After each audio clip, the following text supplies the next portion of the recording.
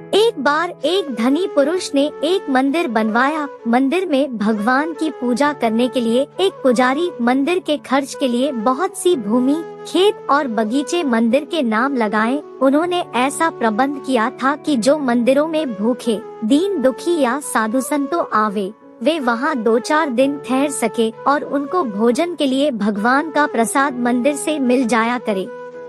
अब उन्हें एक ऐसे मनुष्य की आवश्यकता हुई जो मंदिर की संपत्ति का प्रबंध करे और मंदिर के सब कामों को ठीक ठीक चलाता रहे। बहुत से लोग उस धनी पुरुष के पास आए। वे लोग जानते थे कि यदि मंदिर की व्यवस्था का काम मिल जाए तो वेतन अच्छा मिलेगा, लेकिन उस धनी पुरुष ने सबको लौटा दिया।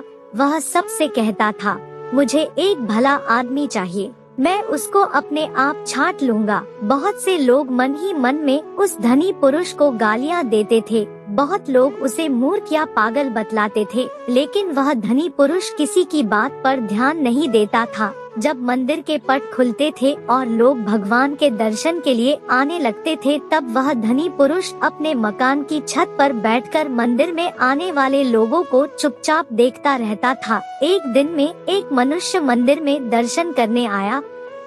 उसके कपड़े मैले और फटे हुए थे। वह बहुत पढ़ा लिखा भी नहीं जान पड़ता था। जब वह भगवान का दर्शन करके जाने लगा, तब धनीपुर उसने अपने पास बुलाया और कहा, क्या आप इस मंदिर की व्यवस्था संभालने का काम करेंगे?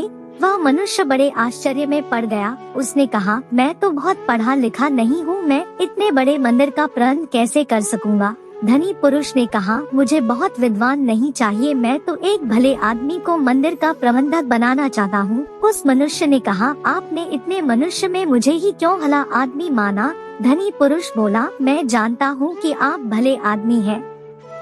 मंदिर के रास्ते में एक ईंट का टुकड़ा गड़ा रह गया था और उसका एक कोना ऊपर निकला था। मैं उधर से बहुत दिनों से देख रहा था कि उस मंदिर के टुकड़े की नोक से लोगों को ठोकर लगती थी। लोग गिरते थे, लुढ़कते थे और उठकर चलते थे। आपको उस टुकड़े से ठोकर नहीं लगी, किंतु आपने उसे देखकर ही उखाड़ देने का यत्न किया। मैं देख रहा था कि आप मेरे मजदूर से फावड़ा मांग कर ले गए और उस टुकड़े को खोदकर आपने वहाँ की भूमि भी बराबर कर दी। उस मनुष्य ने कहा, यह तो कोई बात नहीं है। रास्ते में पड़े कांटे, कंकड़ और पत्थर लगने योग्य पत्थर, ईंटों को हटा देना तो प्रत्येक मनुष्य का कर्तव्य है।